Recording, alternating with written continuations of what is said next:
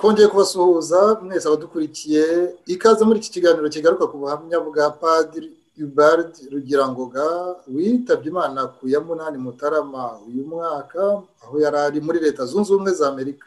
Yitabye Imana azize uburwayi.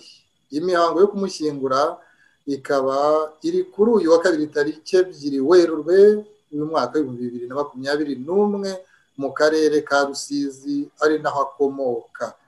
Harabamubona nk'umupadiri utari usanzwe. Ni bimwe mu byo tugiye kubaza umwe mu bamuzi neza. Ni Padiri Aphrodis Kaberuka muri kureba. Turi kumwe, turagusuhuje kandi turagushimira aka kanya uduhaye kugira ngo tuganire. Padiri, uraho neza? Muraho cyane. Padiri Aphrodis Kaberuka, nubwo unyuzamo ukajya mu Rwanda ariko uri muri paruwasi mu gihugu cy'Ubutaliyani, niho ubutumwa bwawe bwa gipadiri ubukorera niba ntibeshye. Nibyo rwose. Ngubu nkorera ubutumwa muri diocese ya Messina mu gihugu cy'Ubutaliyani guhera muri 2008, ariko guhera muri 2003 navuye muri diocese ya Cyangugu.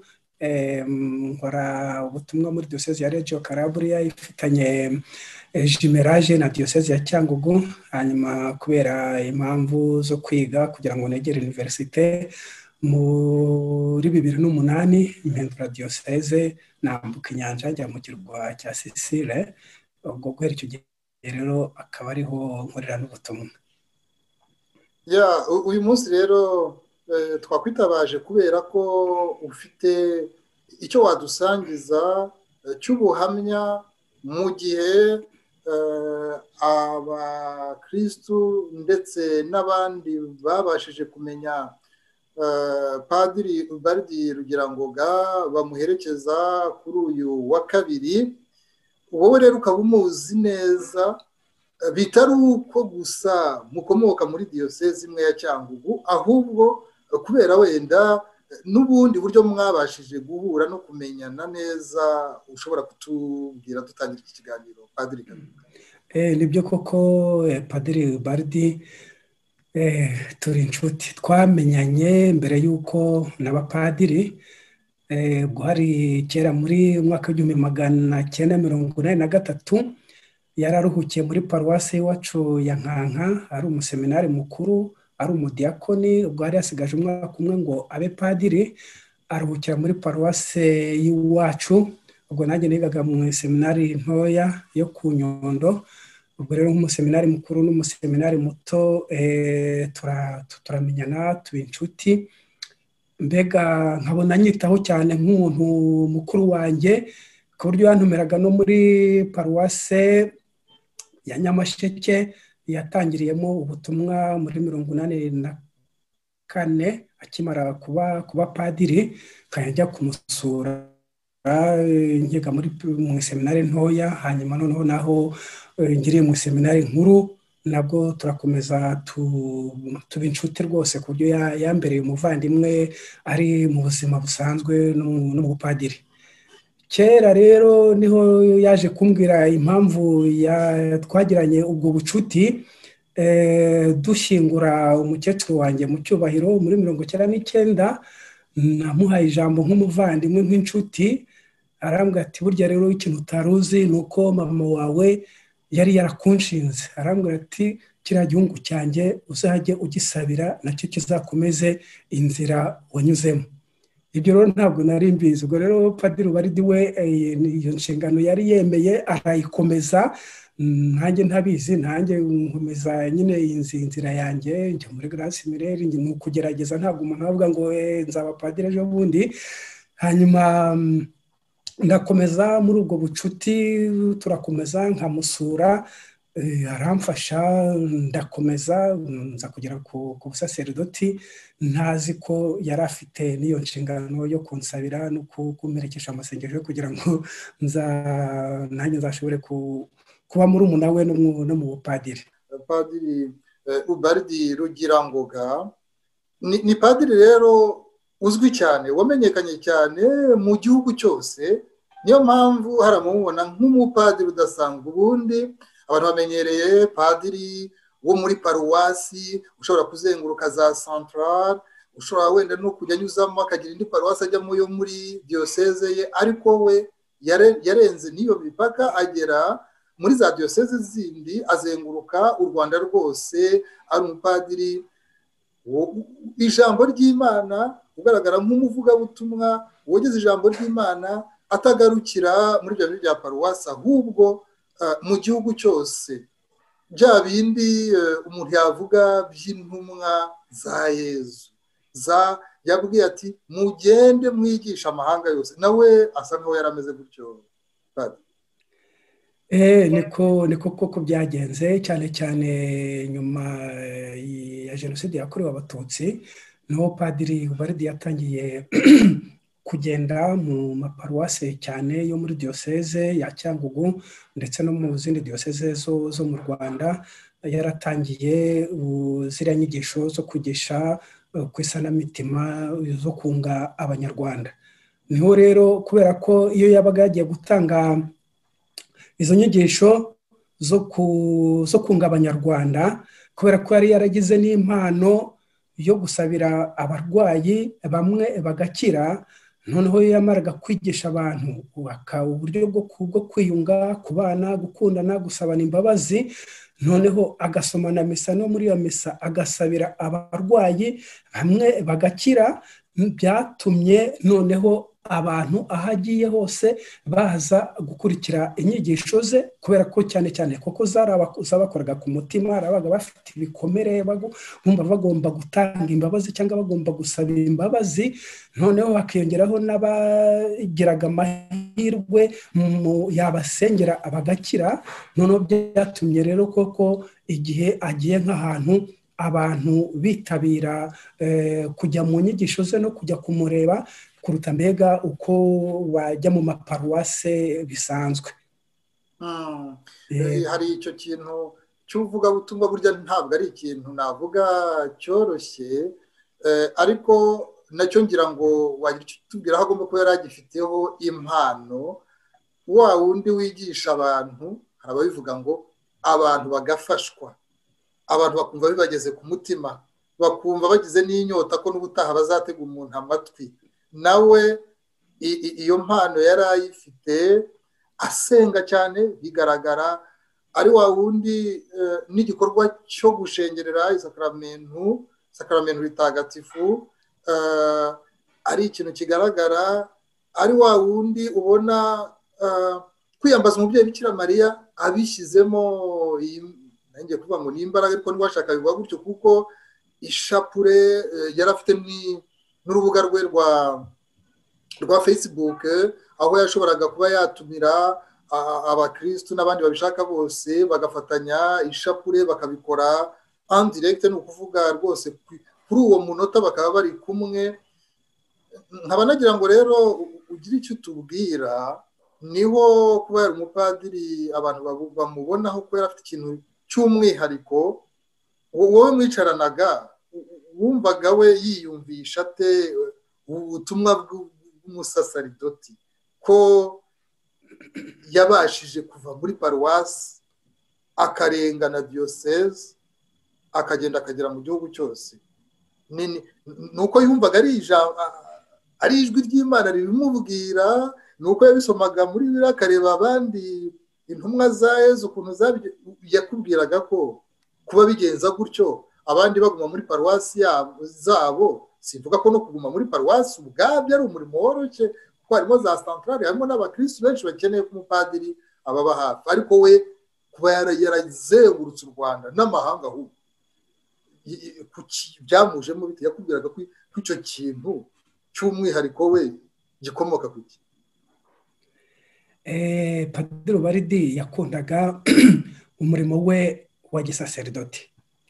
Nge namumenye nyine mu mwaka wa mbere akimara kuba padiri, atari yabana na padiri mukuru, ariko akazi ke nabonaga agakorana ingufu zose yari afite, iz'umutima n'iz'umubiri. Noneho aho amariye no kuba padiri mukuru, paruwasi ya Nyamasheke yari paruwasi nini cyane ifite na za santarari ziri kure, nta mihanda icyo gihe yari ihari, abantu bagomba kugenda na za moto, ahandi bagenda n'amaguru. Hari za santarari nyinshi zigomba kubakwa. Padiri bari dukabona ibyo umuzigo wose wa paruwasi umuriho, ntabwo yahumekaga. Igihe cyose wabonaga nyine anakura asa n'ufureka, akasoma ku gatabi, ariko ubona ashaka yuko ibintu byose bikorwa kandi uko abyifuza. Ni ibintu byatangiye akimara kuba padiri. Paruwasi yari nini cyane, yarayizengurukaga agerageza kubakisha amashuri na za santarare, ari no kwigisha. Noneho ndetse no mu gihe intambara itangiye yo muri 1990, agace yaratuyemo, paruwasi yari rifite komine za Kagano, Kirambo, Gatare, hari abantu b'intagondwa no mu mateka, ariko akagerageza kugenda akigisha, akavuga ati ibintu ntabwo bishoboka, turi abanyarwanda, tugomba gukundana, ibi bintu ntabwo bigomba kutuzamo, akabishyiramo imbaraga ze zose.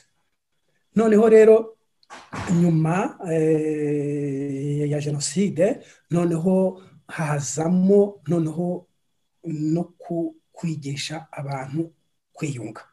Avuga ati twagerageje kwigisha abantu ntibatwumvise, none ibyabaye nuko bimeze, abantu bagomba kugerageza kwiyunga kugira ngo twongere twubake kiliziya nshyashya mu Rwanda. Ubwo rero niho yongeye gutangira, noneho atangira ahereye muri za gereza. Yaje nk'uko yigeze kubivuga avuye muri Kigali, intambara ikirangira ntabwo yahise amanuka, yari yabanje kumara nk'umwaka mu Bufaransa, ahamanutse ajya guma i Kigali gatoya muri cyangwa icyo gihe hari umutekano mukeya, hari ibibazo by'abacengezi twabagaho nabi mu myaka ya 1995 na 1996. Hanyuma igihe amanuke rero hatangiye kuza umutekano buhoro noneho yatangiye no kujya akajya nko kugisha muri perezida, avuga ati tuzahera hariya bari abantu harimo abakoze ibyaha babikoze kuko harimo abarengana, tugomba guhera hariya kugira ngo abantu batangire biyunge. Noneho rero yagenda akajya kwigisha aho yigishe muri paruwase, noneho yakongeraho na ya ngabire yo gusabira abarwayi bagakira. Noneho abantu bakaza kumushaka ari benshi, abapadiri bakamutumira mu maparuwase yabo no mu yandi madiyoseze. Hanyuma noneho akagenda nyine, ntabwo yavugaga ati ndaguma ahangaha muri cyangwa ngo usaba bamutumiraga hose, yagerageza gukora gahunda akajyayo kugira ngo agerageze gufasha abantu bose yumvaga koko yo. Kandi nk'uko wamurebaga iyo yabaga ari gusenga mu gitambo cya misa, wabonaga yahindutse undi muntu. Niyo yabaga ari kwigisha rero ni impano.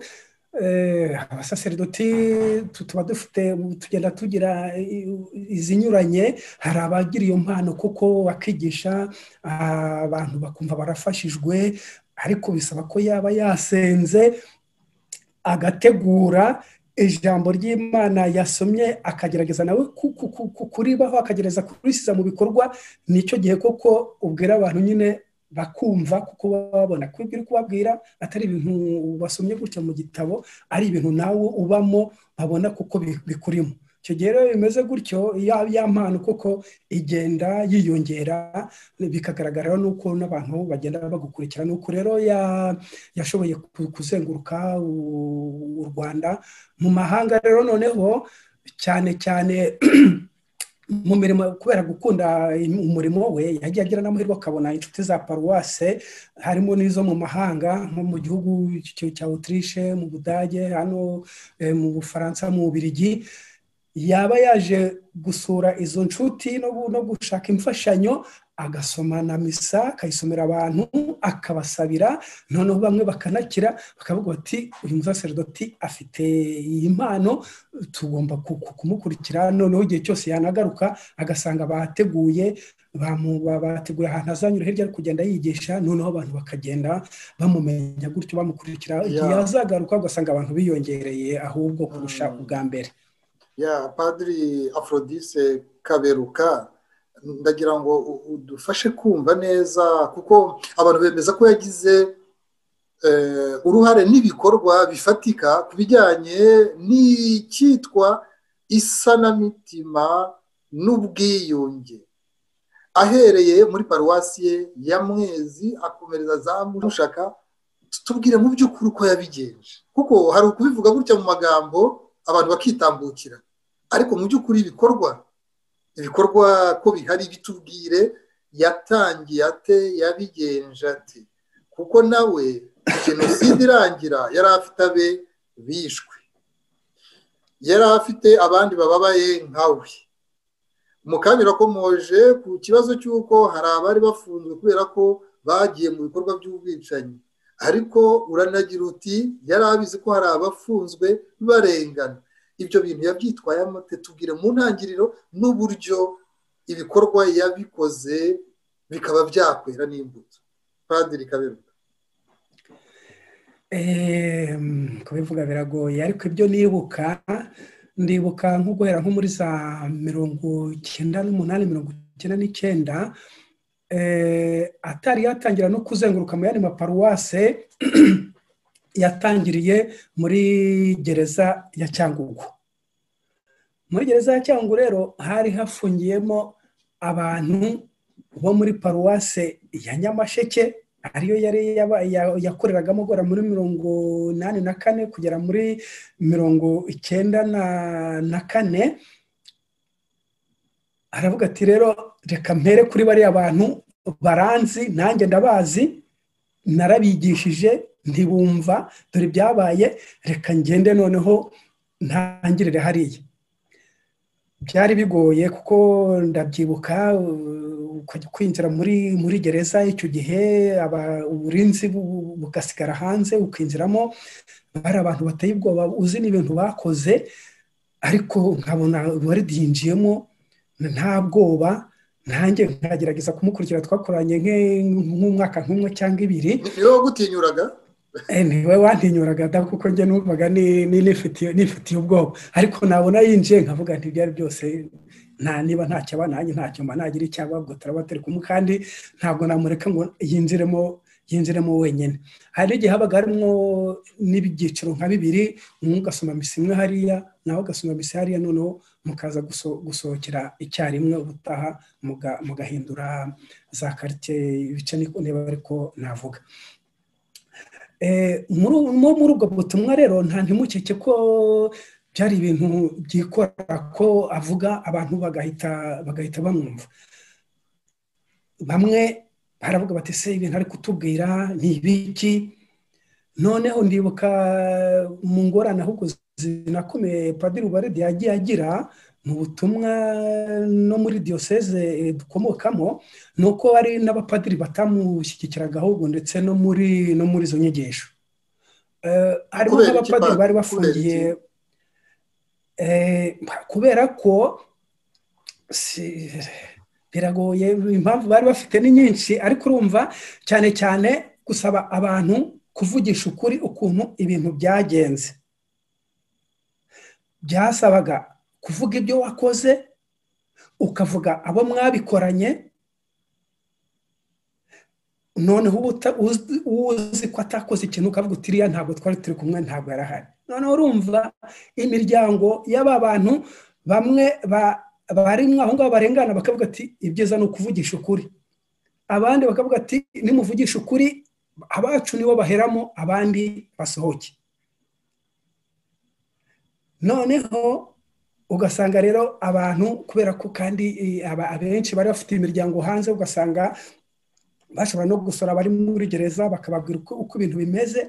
Ugasanga noneho abantu bavuga ati biriya bintu nta n'uwamenya, ese nimuvugisha ukuri bizagenda gute, bazabahezamo. Kandi icyo gihe bari baratangiye no kuvuga ko abazavugisha ukuri bakatuma abantu barengana bavamo, bashobora no kugabanyirizwa ibyaha. Harimo n'abapadiri bari bafungiye muri gereza ya Cyangugu, nabo bazira ko baregagwa ibikorwa bijyanye na jenoside yakorewe Abatutsi.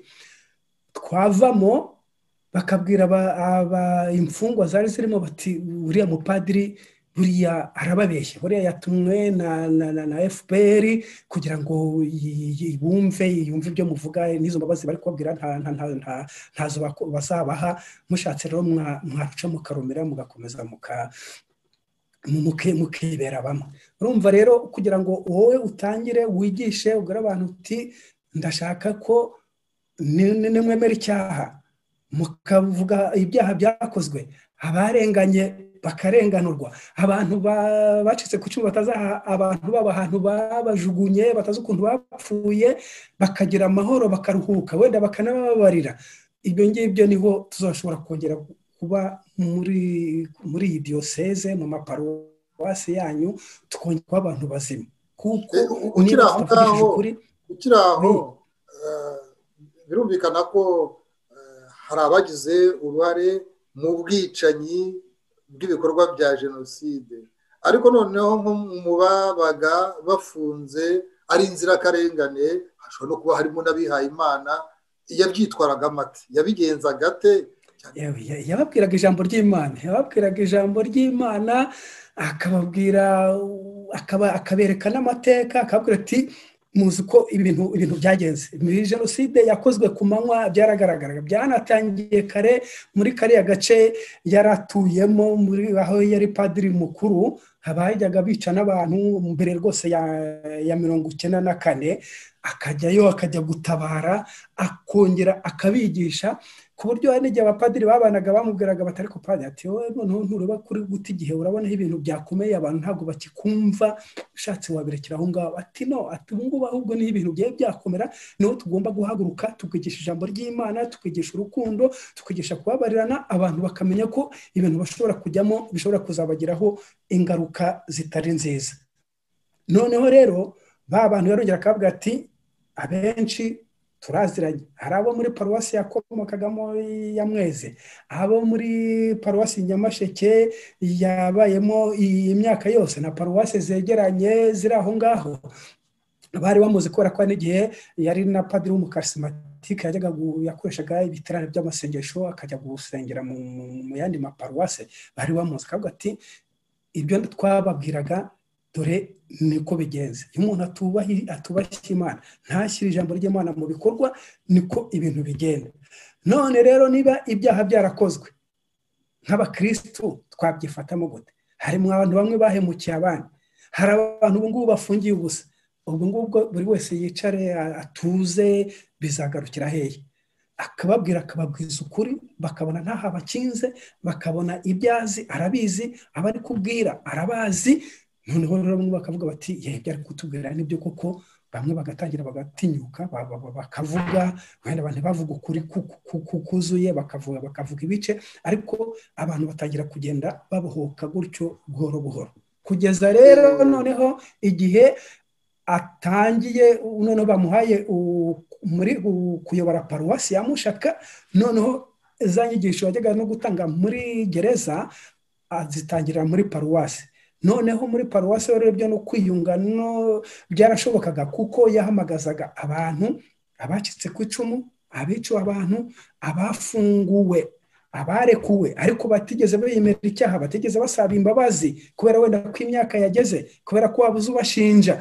Kavuga ati harimo n'abantu batigeze bafite babona abantu babashinja, ariko ibyaha ntabwo bicyavuyeho. Niba nta muntu wagushinje, nibivuga ko icyaha utagifite, wowe rero kugira ngo ube ugira amahoro, reba mu mutima wawe, urebe mugenzi wawe ukeneye kumenya ukuri, hanyuma mutangire muvugisha ukuri, niho tuzaba abakristo buzuye.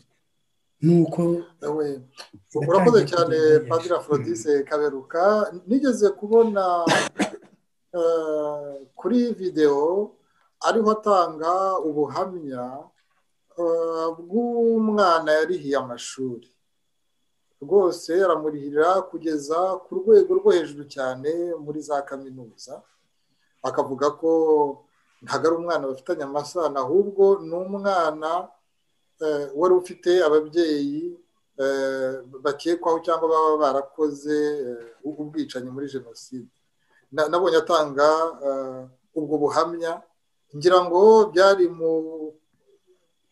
ibintu bishobora kwerekana ko yari wa muntu, nubwo yaba yaragiriwe nabi, abamugiriye nabi adashobora kubagirira inzika ngo binagende bigere kuba bafitanye isano. ngira ngo iyo videwo nicyo yashakaga kwerekana. Ibibazo by'u Rwanda cyane cyane biriya bintu bya jenoside ntabwo ari ibintu byoroshye, ari nayo mpamvu abanyarwanda bakunze kugaruka kuri icyo kintu cy'ubumwe n'ubwiyunge, bakakiganiraho bagira ngo barebe uko cyashoboka koko mu buryo nyabwo. Urumva ko nawe afite, nkurikije ibyo wadusobanuraga, afite umuganda yagitanzeho.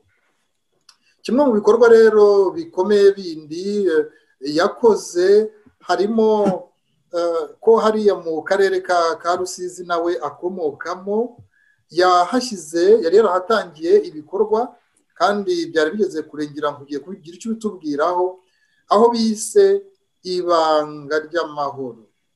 Hari inyubako, hari ibikorwa, ni ibintu bavuga ko rwose bifite intera. Ndagira ngo ubitubwireho muri make uko yari yabitangiye, aho byari bigeze n'icyo byari bigamije muri make cyane, kuko mbona igihe kiri kwiruka. Padiri Ubaridi rero aho amariye kugera muri paruwase ya Mushaka, ariko cyane cyane nk'uko nari maze kubivuga, yashoboye guhuza abantu batangira kuganira, yigisha n'abakristo bo muri iyo paruwase, noneho abababariranye, abavugishije ukuri, abatanze imbabazi, abasabye imbabazi, batangira noneho bumva ko nabo bahindutse abavugabutumwa bashobora kujya mu yandi maparuwase kwigisha. Noneho amaparuwase yandi ari kuza gusaba Padiri Ubaridi kuba yajya kuyasura mu ntuza muri diyoseze no mu yandi madiyoseze yo mu Rwanda. Noneho haza n'abantu benshi b'abarwayi bakibasaba ko yabasengera. Padiri Ubaridi yatangiye gutekereza ahantu hitaruye yajya akorera ubwo butumwa, akasengera abantu benshi cyane, abaje bashaka gukira no kumva inyigisho ze, akabona ahantu hisanzuye yabikorera, anabifitiye n'umwanya, kuko kuba ari padiri mukuru byari kumugora, nta kuntu yari kujya ashobora guhora agenda ajya gutanga ubutumwa hirya no hino, ari padiri mukuru wa paruwase. Icyo gihe paruwase nayo yari kuhadindirira.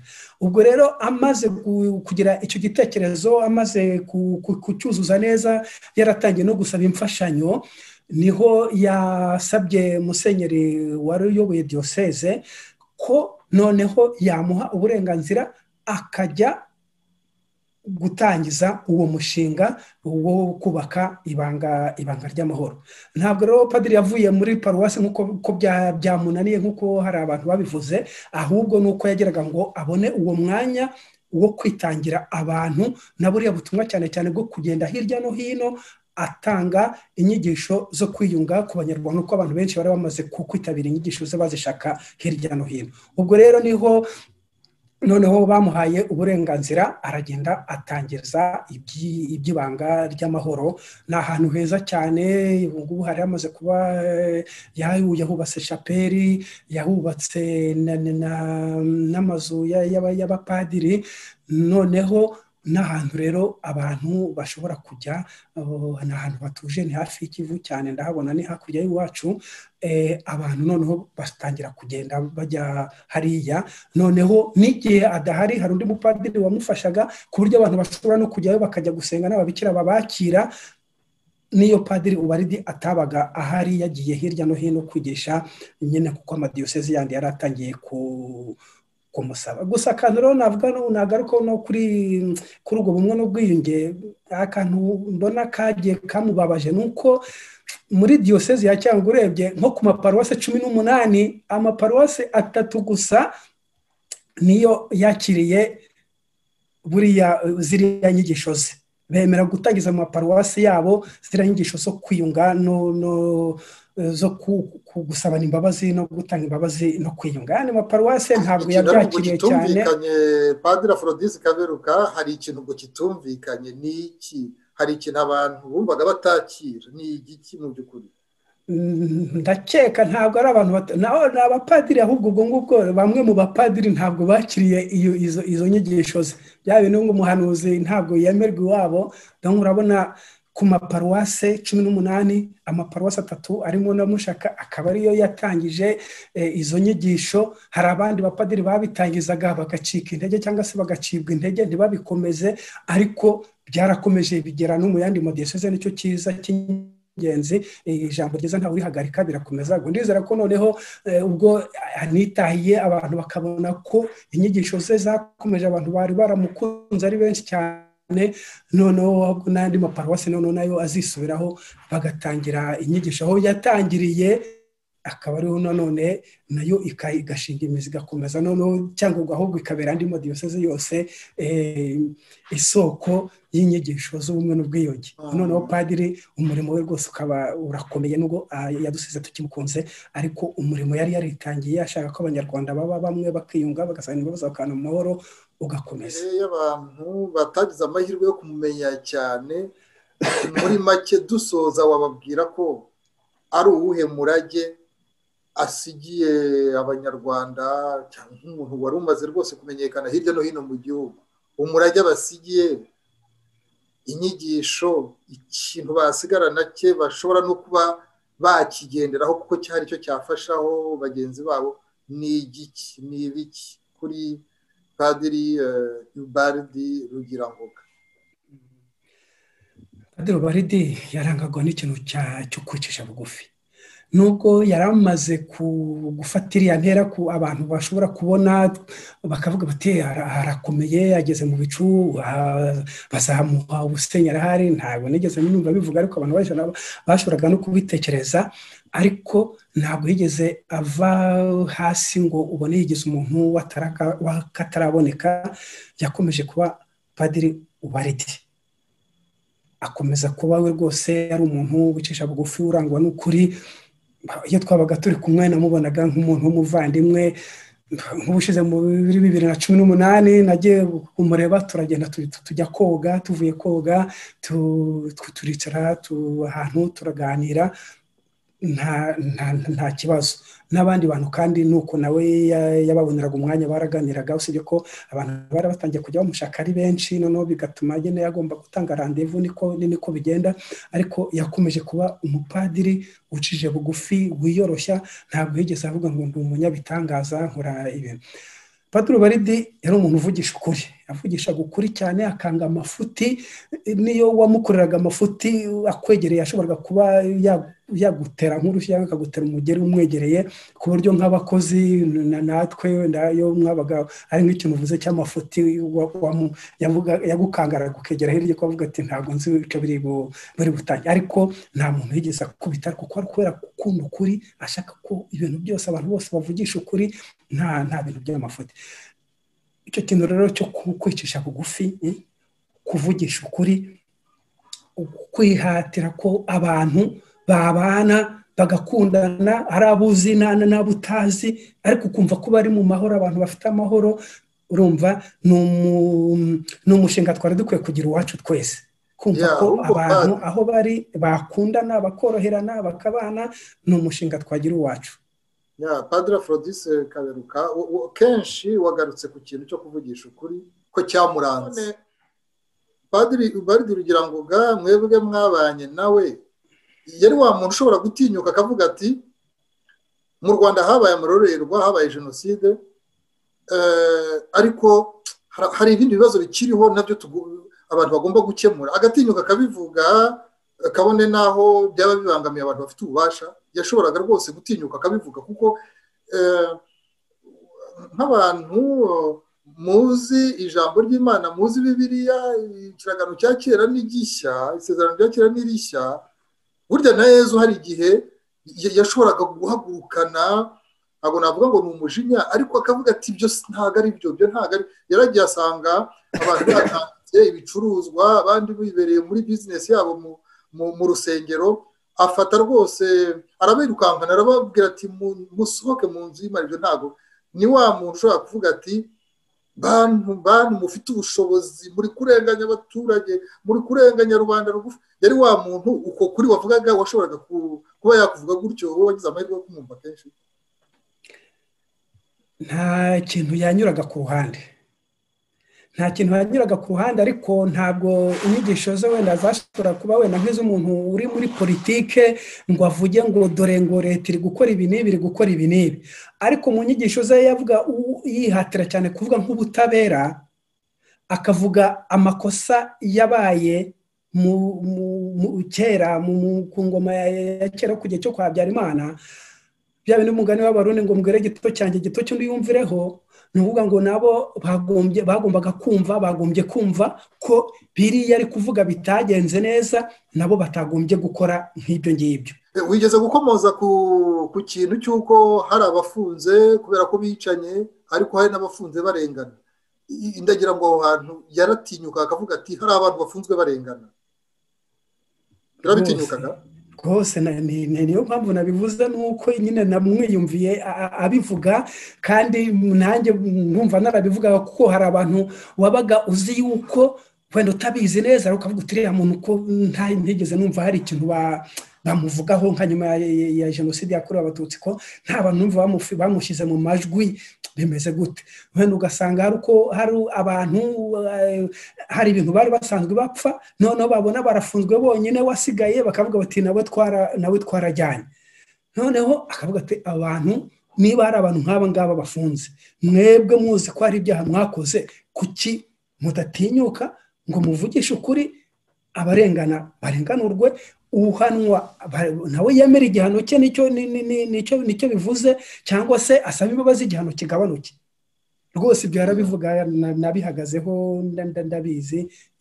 Cyangwa se no kujya gushaka n'abantu bamuhemukiye, ugeze kwimbaza, sinzi niba nabigusubije, gushaka umuntu wahemukiye, wishe umubyeyi be n'abavandimwe wabo, nabyo yarabikoze. Ndibuka ko yigeze no kujya gushaka umugabo wari utuye hakurya y'iwabo Banza, ndetse yari yarabyaye muri batisimu umwe mu bavandimwe ba Padiri Ubaridi, ariko ataritwaye neza, yari interahamwe ikomeye. Agarutse ahungutse ajya kumureba, atari ko ntabwo ushaka rwose kugarukira Imana ngo wemere ibyaha wakoze, usaba imbabazi, ugera amahoro.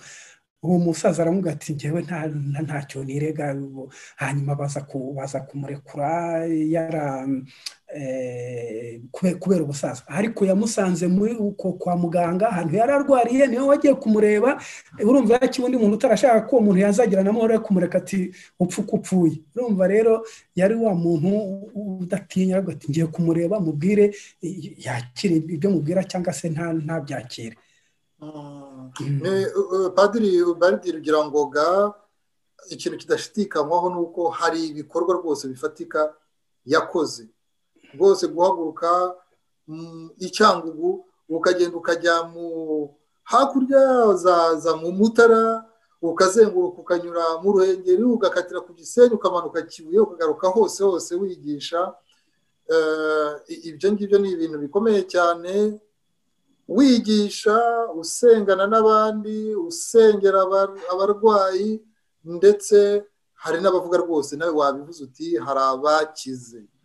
Urumva ko rero ni umupadiri usize ibikorwa by'indashyikirwa, bitari kuri Kiliziya Gatolika gusa akomokamo, ahubwo ku muryango nyarwanda wose. Ibikorwa bifatika twari twabonye yuko nyine hari n'ibyo bikorwa birimo inyubako, birimo aho abantu bashobora kujya guhurira bakiherera, bagasenga mu mutuzo. Ibyo byose ni ibimenyetso byerekana ko umuntu yakoze koko ubutumwa yasezeranye bwo kwiha Imana, yarayihaye koko, arangije arayikorera. Mu gihe asezerwaho kuri uyu wa kabiri tariki 2 Werurwe mu mwaka wa 2021 mu karere ka Rusizi muri diyoseze ya Cyangugu, ari naho nawe ukomoka. Dusoza, wafata umunota umwe rwose,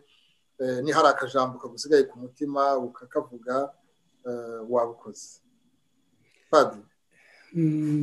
Padiri Ubaridi ndamushimira ko twabaye inshuti, ndamushimira ko yandeze, akansabira nkaba umusaseridoti, nkaba nshimishijwe n'ibikorwa yakoze.